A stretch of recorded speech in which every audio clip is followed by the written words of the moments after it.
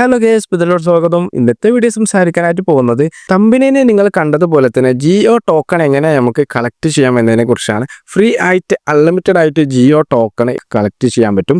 ഈ ഒരു ടോക്കണിൻ്റെ പ്രത്യേകത അത്യാവശ്യം നല്ല രീതിയിൽ വാല്യൂ കിട്ടാനും കമ്മ്യൂണിറ്റി ഉള്ള ഒരു ടോക്കണായിട്ട് തന്നെ മാറും എന്നുള്ളതാണ്. കാരണം ജിയോ എന്നുള്ള ഈ ഒരു കമ്പനിയെ കുറിച്ച് എല്ലാവർക്കും അറിയാൻ പറ്റും. ഇന്ത്യയിൽ തന്നെ അത്യാവശ്യം വലിയ ബ്രാൻഡഡ് ആയിട്ടുള്ള ഒരു കമ്പനിയാണ്. അവരുടെ ഓൺ ടോക്കൺ ആയിട്ടാണ് ഈ ഒരു ജിയോ ടോക്കൺ അവർ ഇറക്കുന്നത്.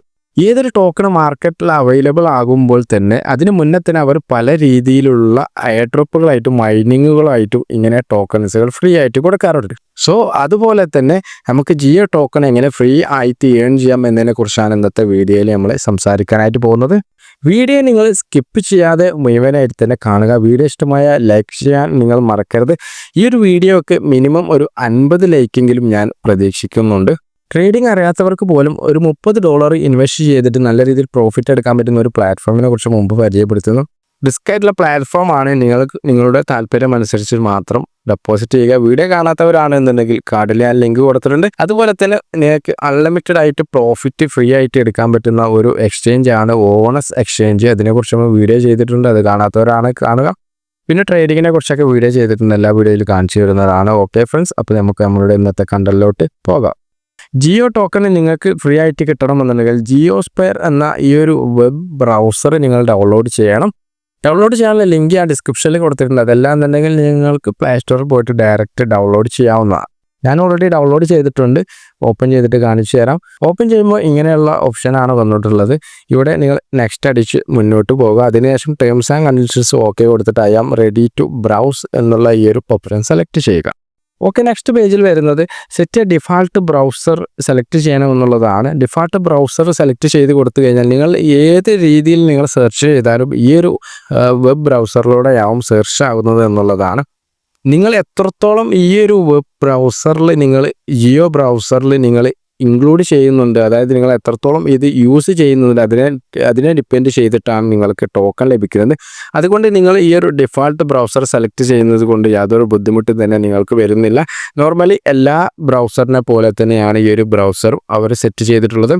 Set default browser maximum select ചെയ്യാൻ തന്നെ നോക്കുക. ഓക്കെ, ഇവിടെ ഇൻ്റർഫേസ് ഓപ്പൺ ആയിട്ട് വന്നിട്ടുണ്ട്. നോർമലായിട്ട് എല്ലാ ബ്രൗസറിൻ്റെയും ഇൻ്റർഫേസ് പോലെ തന്നെയാണ് ഇതിൻ്റെ ഇൻ്റർഫേസ്. മുകളിൽ സെർച്ച് ചെയ്യാനുള്ള ഓപ്ഷൻ കൊടുത്തിട്ടുണ്ട്. അതുപോലെ തന്നെ ബാക്കി കുറേ ഓപ്ഷനുകൾ ഫ്രണ്ടിൽ തന്നെ നിങ്ങൾക്ക് കൊടുത്തിട്ടുണ്ട്. ഇനി നമുക്ക് എങ്ങനെ സൈൻ അപ്പ് ചെയ്യാമെന്നുള്ളതാണ് നോക്കാൻ പോകുന്നത്. ലെഫ്റ്റ് സൈഡിലുള്ള നിങ്ങളുടെ പ്രൊഫൈൽ ഐക്കൺ സെലക്ട് ചെയ്യുക. ഇവിടെ നിങ്ങൾക്ക് സൈനിങ് എന്നുള്ള ഈ ഒരു ഓപ്ഷൻ വന്നിട്ടുണ്ടാവും. സൈനിങ് ക്ലിക്ക് ചെയ്ത് കഴിഞ്ഞാൽ ഇവിടെ നിങ്ങളുടെ നിക്ക് നെയിം കൊടുക്കണം. അതുപോലെ തന്നെ നിങ്ങളുടെ മൊബൈൽ നമ്പർ കൊടുക്കണം.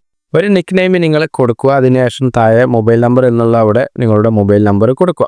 മൊബൈൽ നമ്പർ കൊടുക്കുമ്പോൾ ചില ആളുകളൊക്കെ പറയുന്നുണ്ട് ആധാറിൽ ലിങ്ക് ചെയ്തിട്ടുള്ള നമ്പർ തന്നെ നിങ്ങൾ കൊടുക്കാൻ നോക്കുക എന്നുള്ളത്. കാരണം ഈ ഒരു ടോക്കൺ വിഡ്രോ ചെയ്യുന്ന സമയത്ത് അഥവാ KYC ഒക്കെ ചെയ്യേണ്ടി വരുന്ന ഒരു സമയം വന്നു കഴിഞ്ഞാൽ ആധാറൊക്കെ ലിങ്ക് ചെയ്യുന്ന ഒരു സമയം വരികയാണെന്നുണ്ടെങ്കിൽ OTP ഒക്കെ വരുന്ന ഒരു സിസ്റ്റമാണ് അവിടെ KYCയിൽ കൊടുത്തിട്ടുണ്ട് എന്നുണ്ടെങ്കിൽ നിങ്ങളുടെ ആധാറുമായിട്ട് ലിങ്ക് ചെയ്ത മൊബൈൽ നമ്പർ തന്നെ ഇപ്പം തന്നെ നിങ്ങൾ കൊടുത്തു കഴിഞ്ഞാൽ പിന്നീട് ആ ഒരു പ്രശ്നം നിങ്ങൾക്ക് വരുന്നില്ല. അതുകൊണ്ട് തന്നെ ആധാറിൽ ലിങ്ക് ചെയ്ത നമ്പർ തന്നെ മാക്സിമം നിങ്ങൾ കൊടുക്കാൻ ശ്രദ്ധിക്കുക.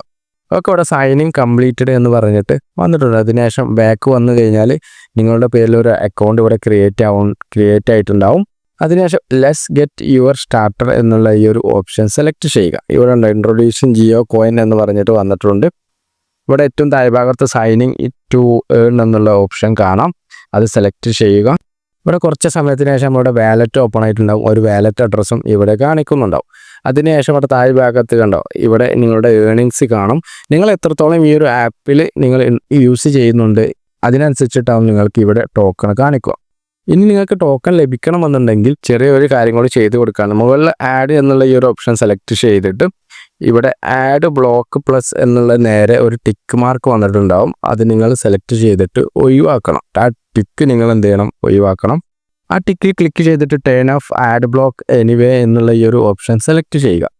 കാരണം ഈ ഒരു ബ്രൗസറിൽ നിങ്ങൾ യൂസ് ചെയ്യുമ്പോൾ ഇതിൽ വരുന്ന ആഡിനെ ഡിപ്പെൻഡ് ചെയ്തിട്ടാണ് ടോക്കൺ ലഭിക്കുന്നത് എന്നുള്ള കാര്യങ്ങൾ അവർ പറഞ്ഞിട്ടുണ്ട്. അതുകൊണ്ട് ആഡ് ബ്ലോക്ക് എന്നുള്ള ഈ ഒരു സംഭവം നിങ്ങൾ എന്ത് ചെയ്യുക? അത് സെലക്ട് ചെയ്തിട്ട് നിങ്ങളത് ഒഴിവാക്കുക എന്നുള്ളതാണ്. താഴ്ഭാഗത്ത് വന്നു കഴിഞ്ഞാൽ കുറേ കാര്യങ്ങളൊക്കെ നിങ്ങൾക്ക് ഇവിടെ കാണാൻ പറ്റും. നോർമലി എല്ലാ കാര്യങ്ങളും അവർ ഫ്രണ്ട് പേജിൽ തന്നെ കൊടുത്തത് കൊണ്ട് തന്നെ ഏറ്റവും നമുക്ക് ബ്യൂട്ടിഫുൾ ആയിട്ട് ഈ ഒരു ബ്രൗസർ ഉപയോഗിക്കാൻ പറ്റുമെന്നുള്ളതാണ്.